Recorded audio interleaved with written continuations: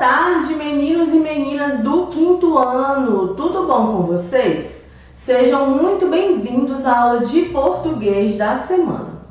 Visto que nossa aula dessa semana será a revisão, nós faremos a revisão de todo o conteúdo que vimos, conteúdo esse que vai estar presente na nossa atividade avaliativa. Então, a aula de português e CMF será apenas uma, pois o conteúdo é sempre o mesmo, tá bom? Para iniciarmos bem a nossa aula, vamos começar copiando a nossa agenda?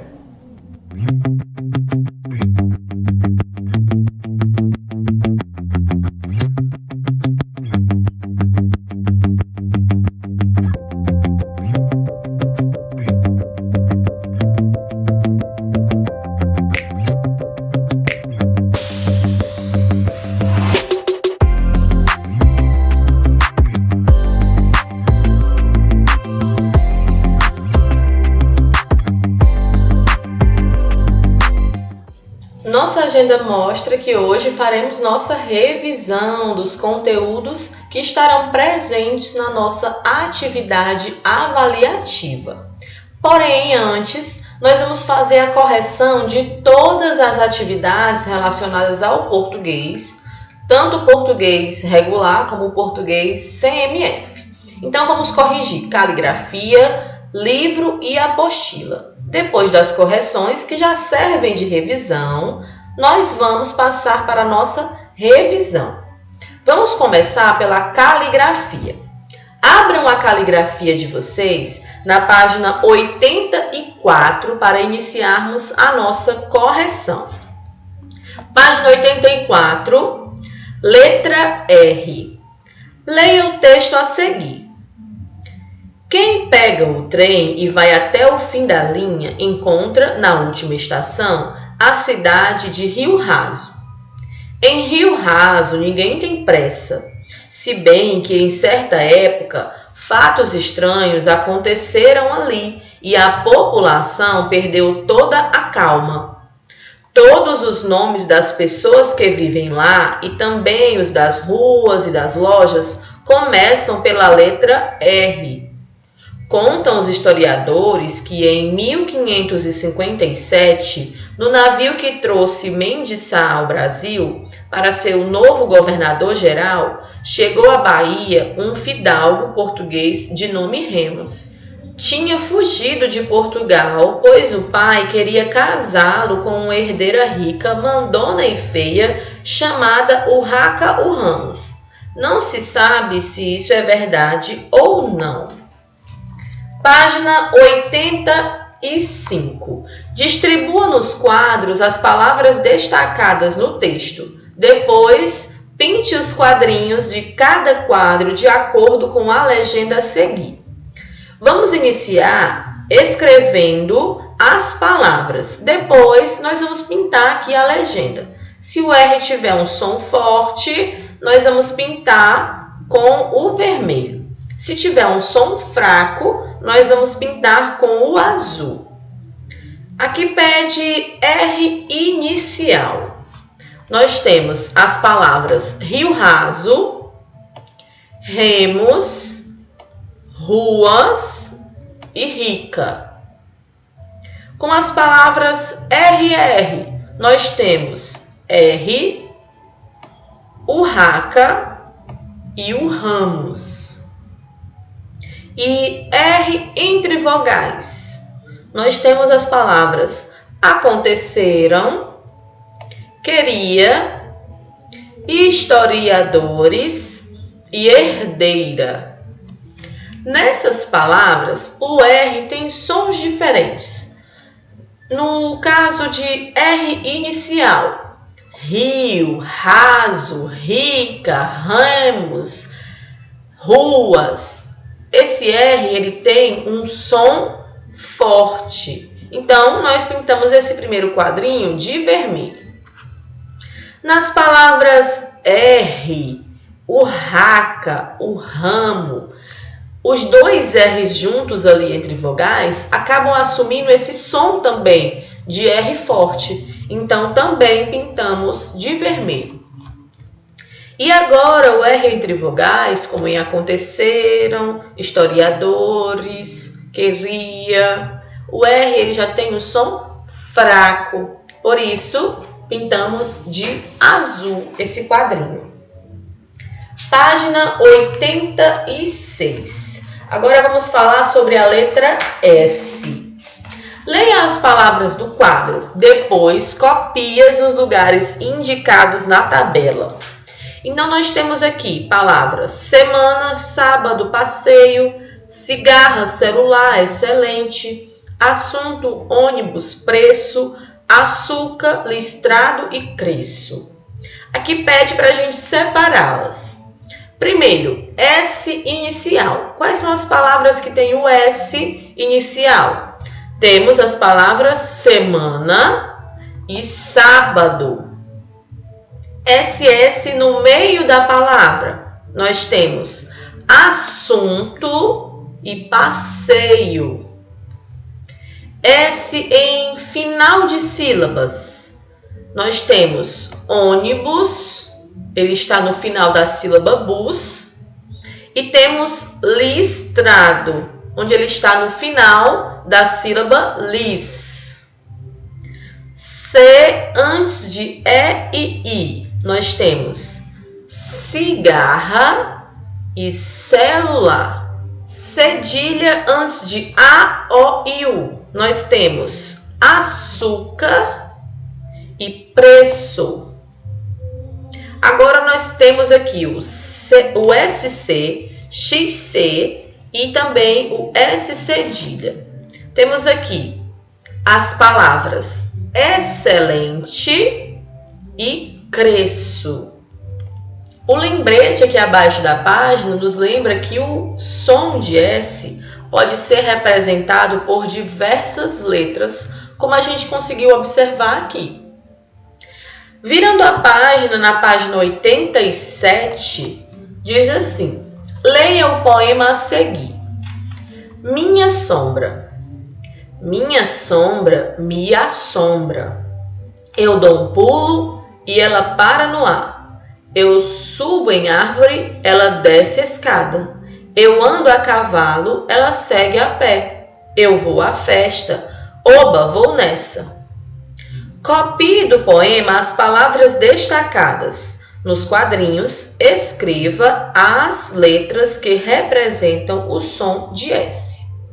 Vamos copiar então as palavras e mostrar qual é a letra, que tem o som de S em cada uma das palavras que a gente vai copiar. A primeira que nós temos, sombra. Na palavra sombra, o S ele tem o som de S. Então, a que vai representar o som do S é o S mesmo. Subo. Novamente também o S. Festa.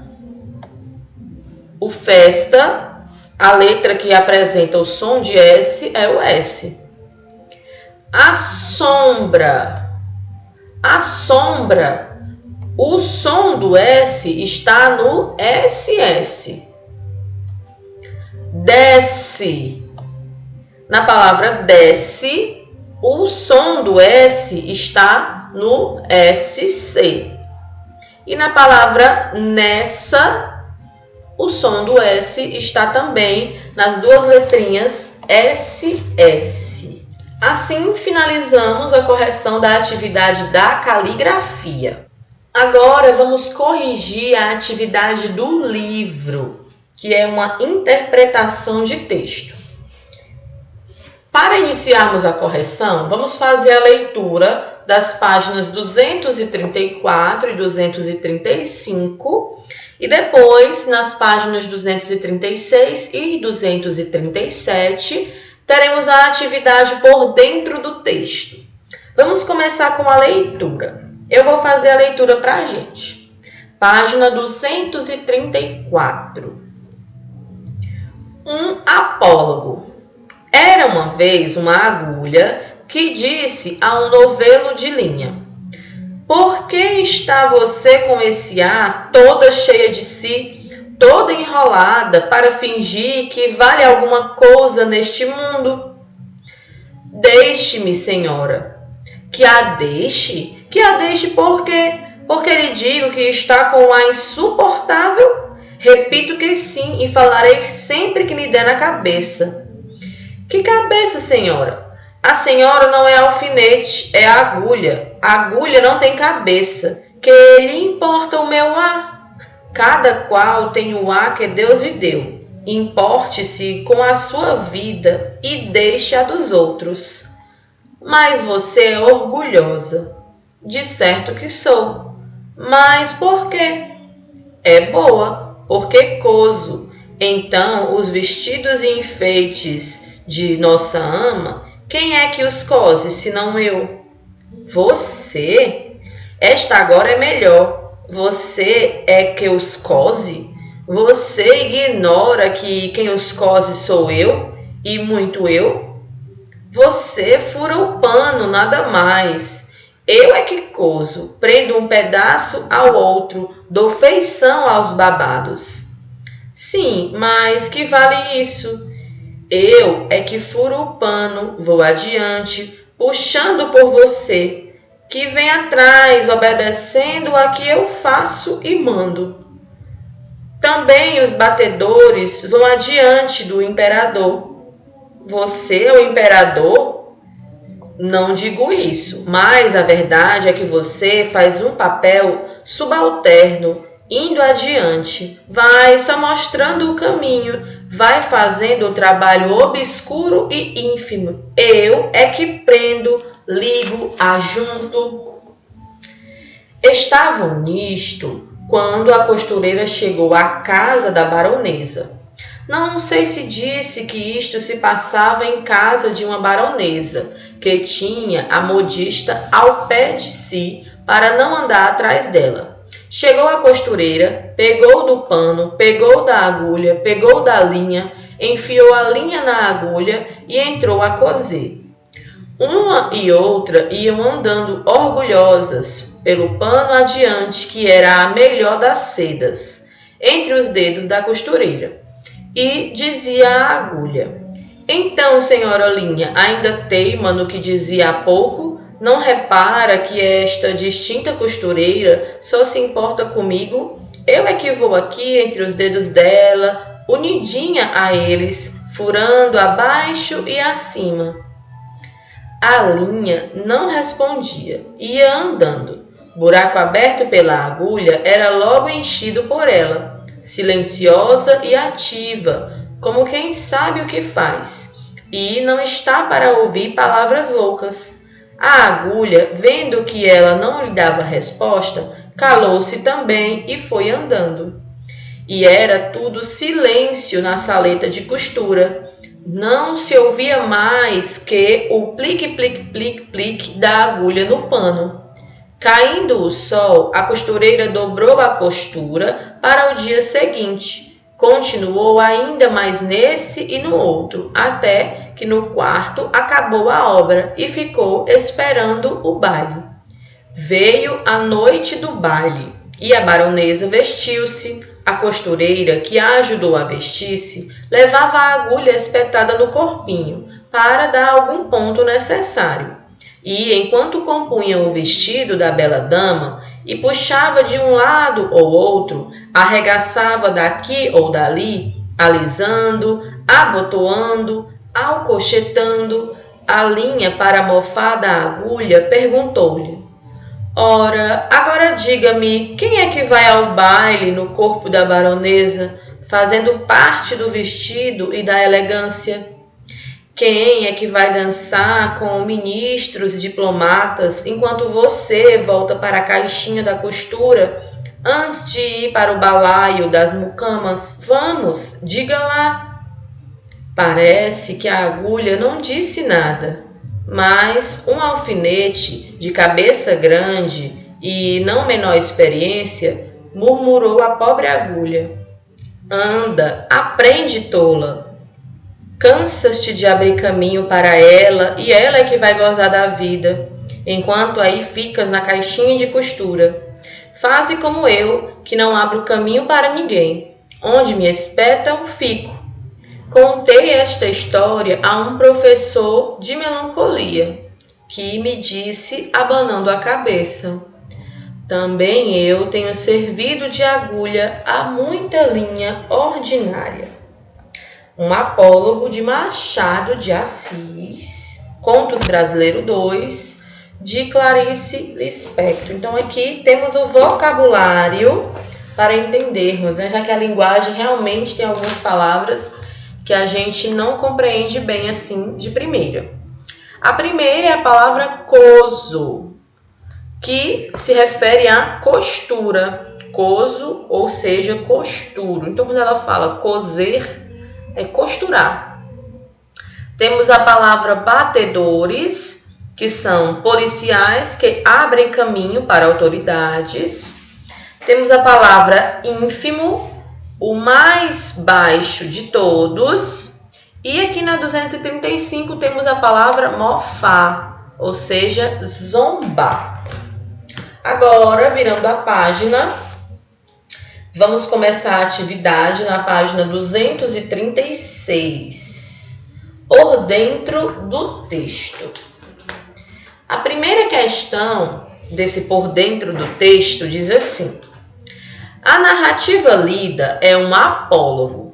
Como é possível compará-la a uma fábula?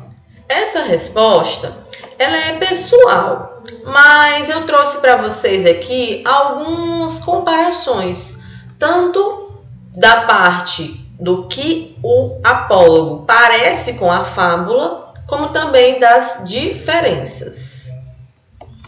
Os dois textos são narrativos, tanto o apólogo como a fábula. Apresentam uma lição de moral e possuem personagens que agem como seres humanos. Porém, as fábulas usam apenas animais como personagens, enquanto os apólogos podem também envolver pessoas e objetos. Também a fábula prioriza situações fantásticas, enquanto os apólogos se concentram em situações reais ou próximas da realidade. Então, são textos parecidos, né, com grandes semelhanças, porém há diferenças. Segunda questão: quais são os personagens principais do apólogo? Nesse apólogo que a gente acabou de ler, os personagens principais são a agulha e a linha. Terceira: sobre o que os personagens discutem? Eles discutem sobre a agulha e a linha, discutem quem é mais importante no processo de costura de uma roupa. Quarta questão. A quarta questão, ela tem resposta pessoal. Ela diz assim: em sua opinião, a história entre a agulha e a linha se passa em que época? Por quê? Converse com os professores e os colegas. Então, essa questão, como eu já falei para vocês, essas de converse com o professor, a gente conversa um pouquinho no nosso Tira Dúvida. Quinta questão, agora na página 237. E era tudo silêncio na saleta de costura. Não se ouvia mais do que o plic, plic, plic da agulha no pano.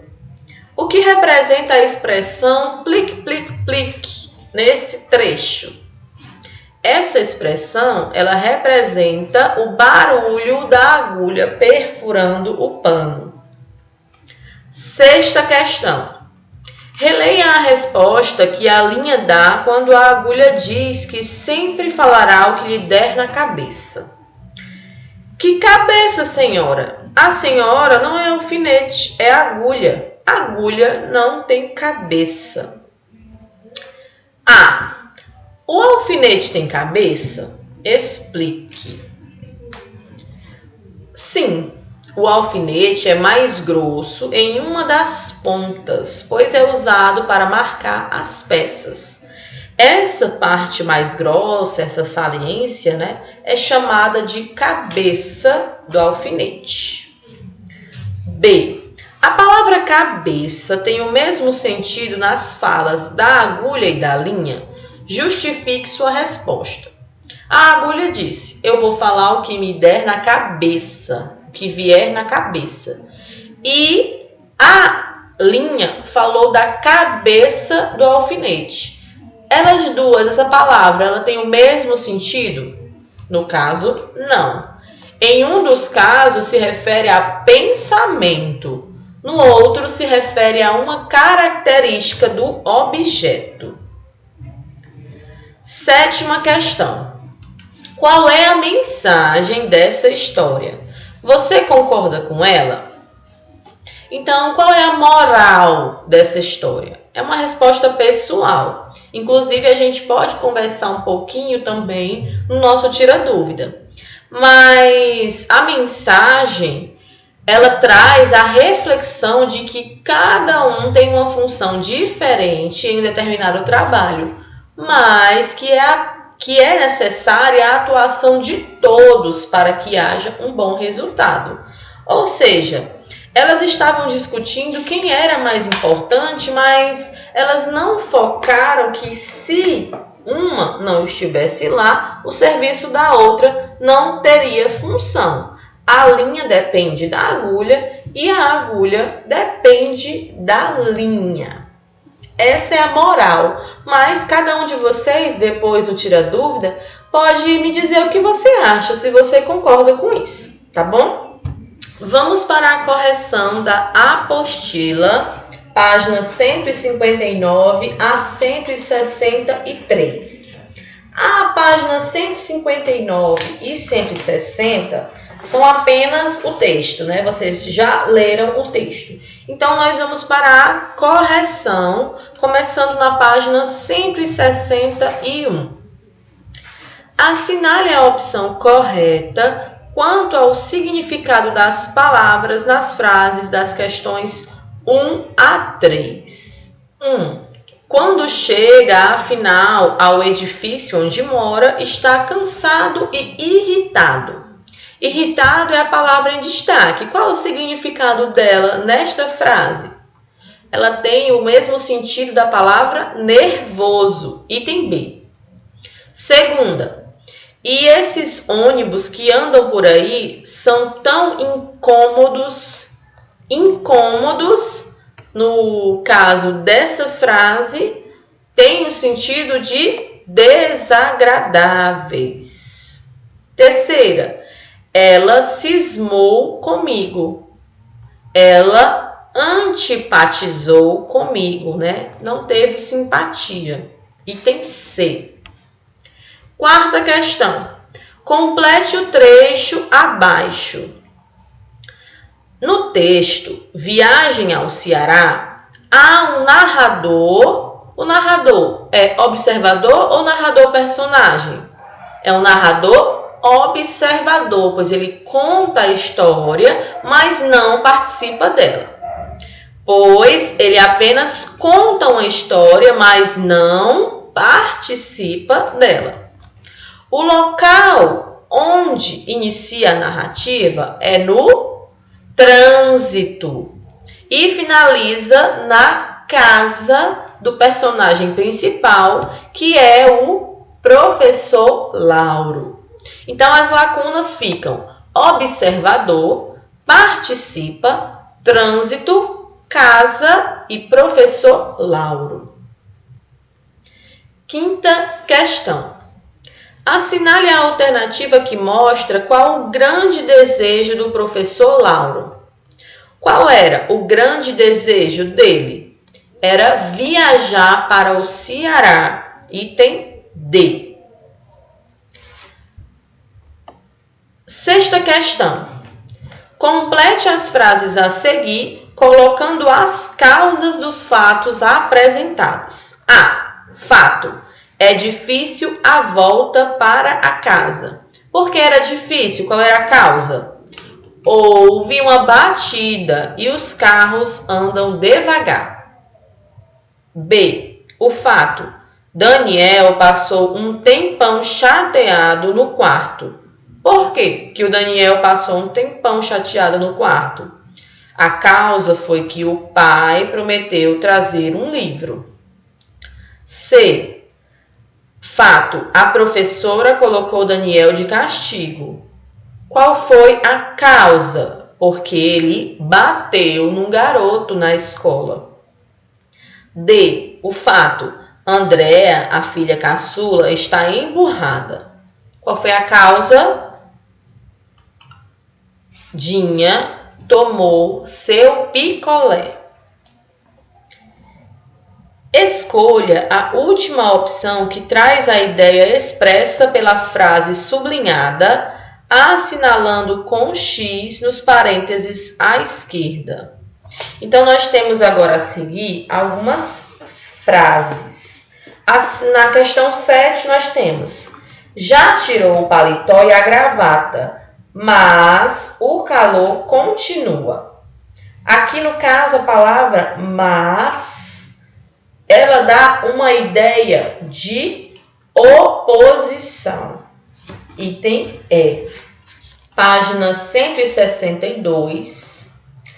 Quando chega, afinal, ao edifício onde mora? Quando dá uma ideia de tempo. Item A. 9. Ele passou um tempão chateado lá no quarto. No quarto dá uma ideia de lugar. Era onde ele estava. 10. Cuidado para não derrubar no chão. Então, ele tinha que ter cuidado com a finalidade de não derrubar no chão. 10, item E. 11. A professora me botou de castigo porque dei um golpe de karatê no menino. Porque dei um golpe de karatê no menino, ele está explicando por que ele ficou de castigo. Então, dá a ideia de explicação.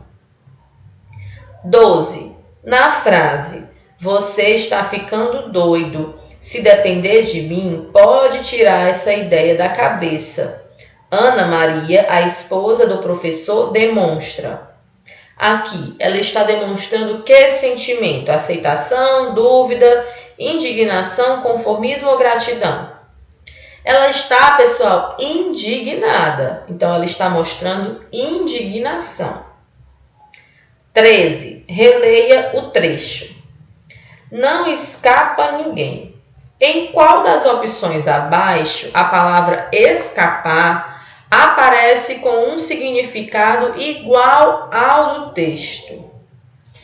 Aparece no item D. As vítimas escaparam do acidente. 14.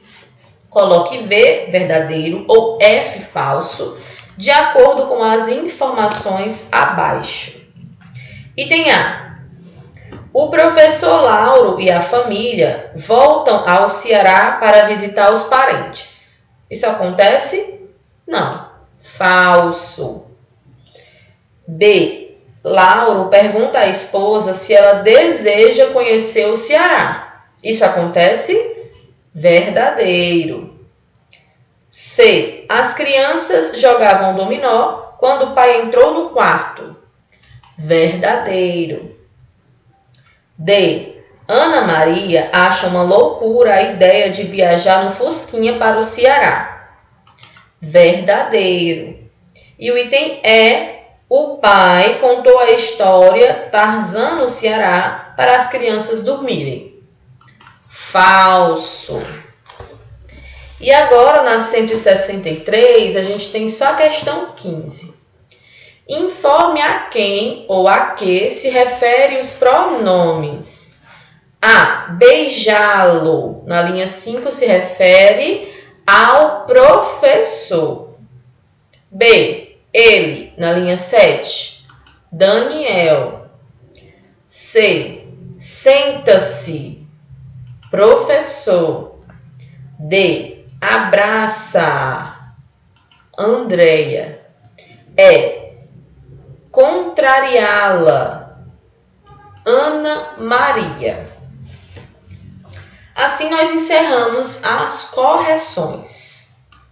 Vamos iniciar nossa revisão, mas antes vamos entender quais são os conteúdos da nossa revisão. Conteúdos esses que estarão presentes na nossa VG, na próxima semana, a nossa atividade avaliativa. Então, nós teremos o conteúdo de interpretação de texto, conteúdo esse que vai ter base o nosso paradidático, como eu falei para vocês. Então, a interpretação de texto vai ter como base o nosso paradidático. E no conteúdo de gramática, nós teremos os 3 principais conteúdos que nós vimos agora, que são os conteúdos numeral, pronome e conjunção.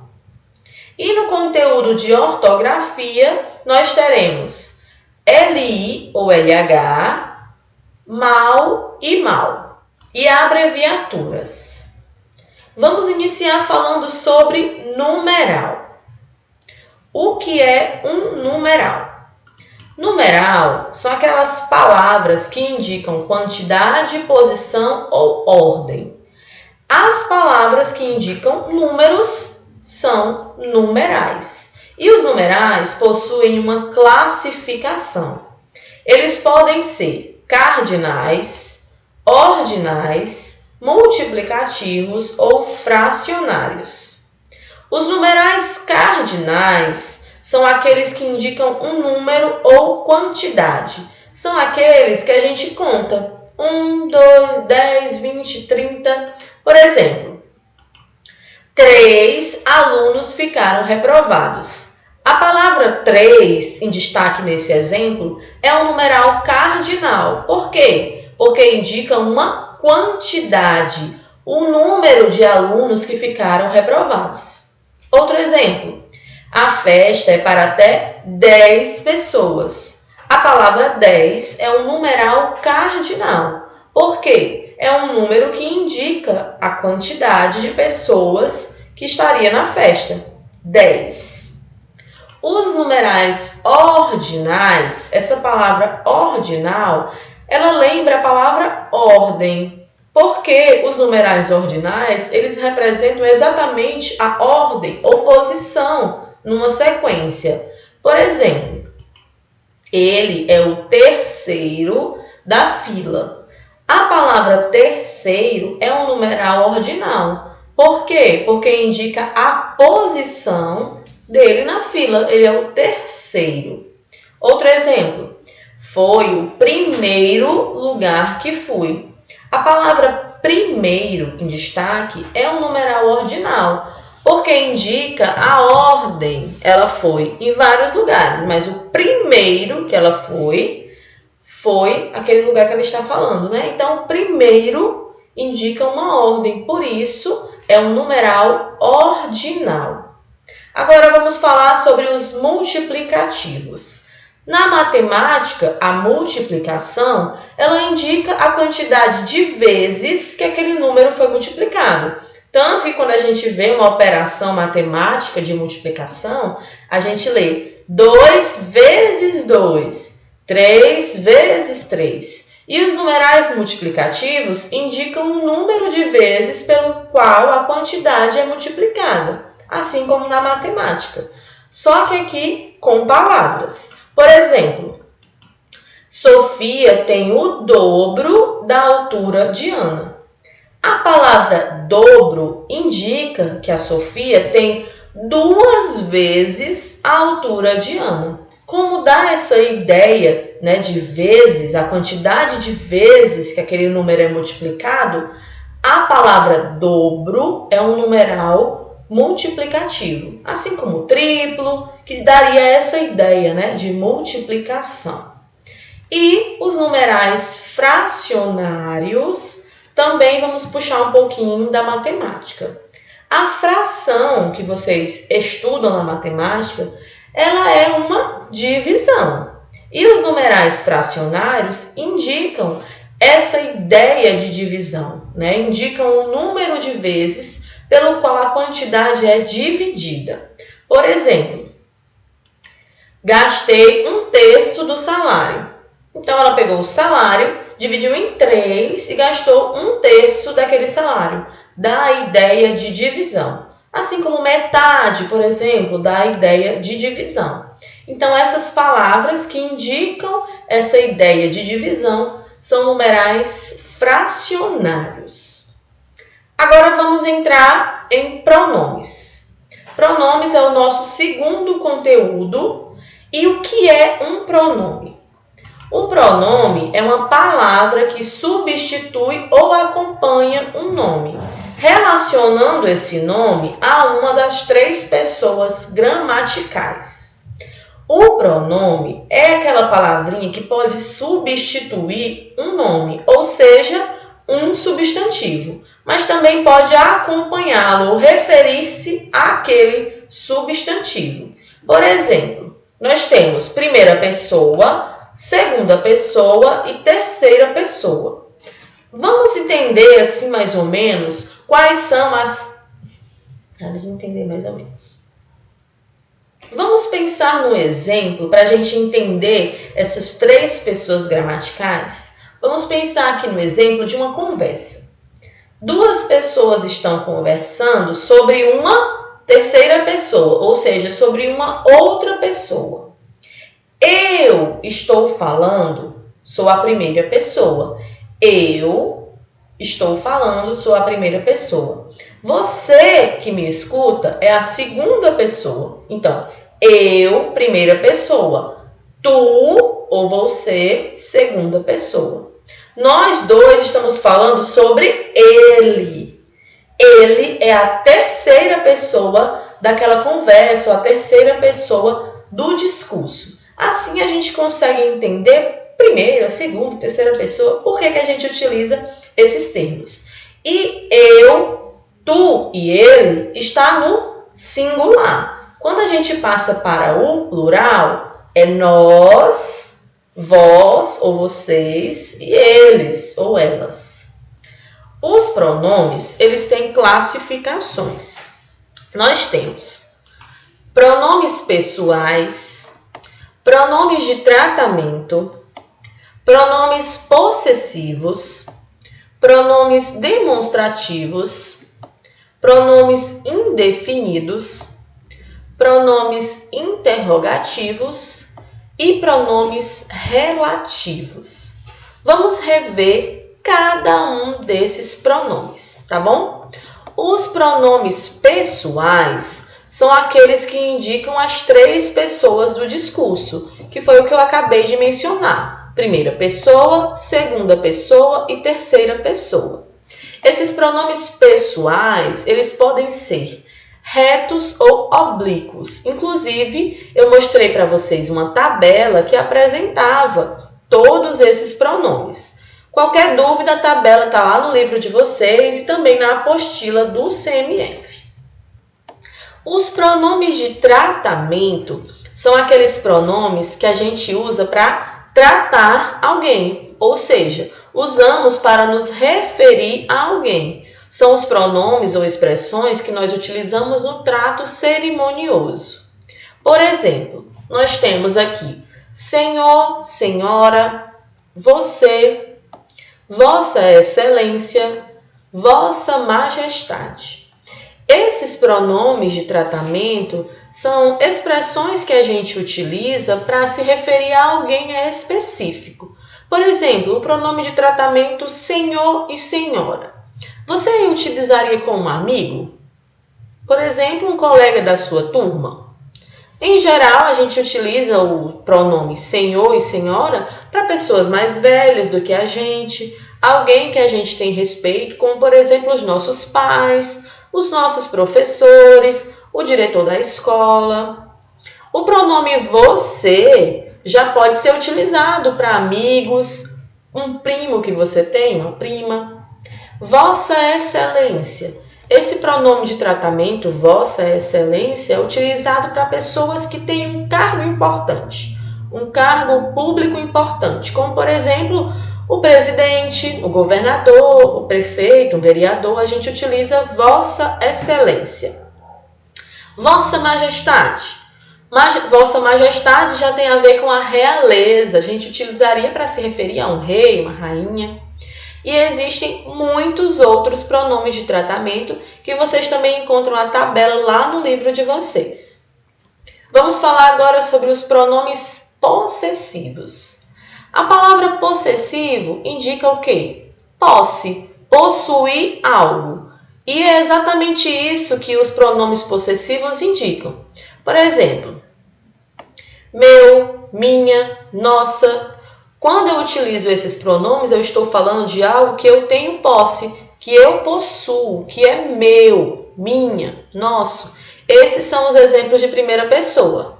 Segunda pessoa, teu, tua, vosso ou vossas, vossos. Seu, sua, seus e suas, terceira pessoa. Agora vamos falar sobre os pronomes demonstrativos.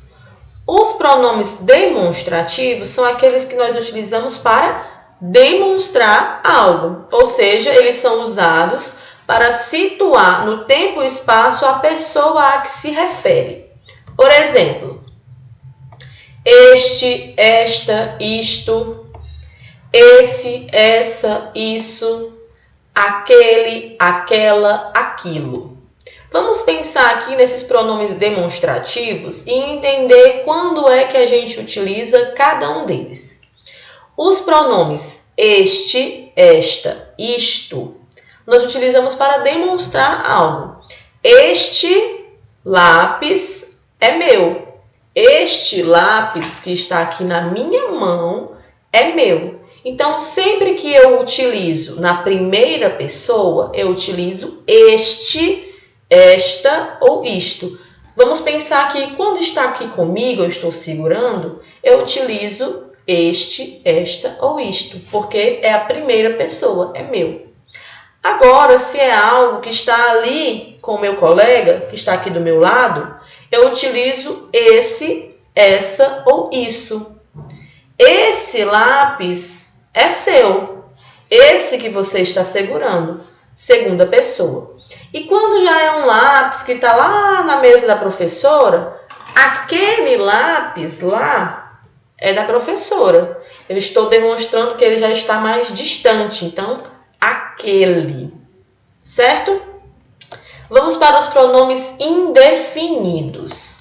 Os pronomes indefinidos são aqueles que se referem a substantivos de uma forma vaga ou imprecisa. Assim como os artigos indefinidos davam essa ideia de uma coisa vaga ou imprecisa, aqui também os pronomes indefinidos são assim. Por exemplo, nós temos uma, uns e umas, algum, alguma, alguns e algumas, tanto, tanta, tantos e tantas. Imagine que você vai falar de algum lugar. Algum lugar é indefinido, você não sabe qual é aquele lugar. Então, os pronomes indefinidos dão essa ideia de você não tem certeza. Tanto faz algo, alguma. Esses são pronomes indefinidos. Nós temos também alguém, ninguém, algo e quem. Vamos agora para os pronomes relativos. Os pronomes relativos são aqueles que se referem a uma palavra que já apareceu. Ou seja, eles se referem àquele substantivo que já apareceu na frase. Por exemplo, o qual, a qual, cuja, cujo, quanto, quanta, que, quem, onde. Esses são pronomes relativos. Vamos ver numa frase? Aquele é o professor de quem lhe falei. Aqui o pronome de destaque é o quem, tá? Aquele é o professor de quem lhe falei. Esse pronome quem é um pronome relativo. Para ele ser um pronome relativo, ele precisa se referir a alguém que já foi mencionado na oração, ou seja, já apareceu aqui nessa frase. Quem é que esse quem se refere? Aquele é o professor de quem lhe falei. Esse quem se refere ao professor. Então, ele tem uma relação com a palavra professor. Por isso, nós chamamos de pronomes relativos. Agora, vamos falar sobre as conjunções. O que é uma conjunção? A conjunção é uma palavra que liga orações ou palavras de função semelhante numa mesma oração. Então, a gente já aprendeu que oração são frases que possuem verbo.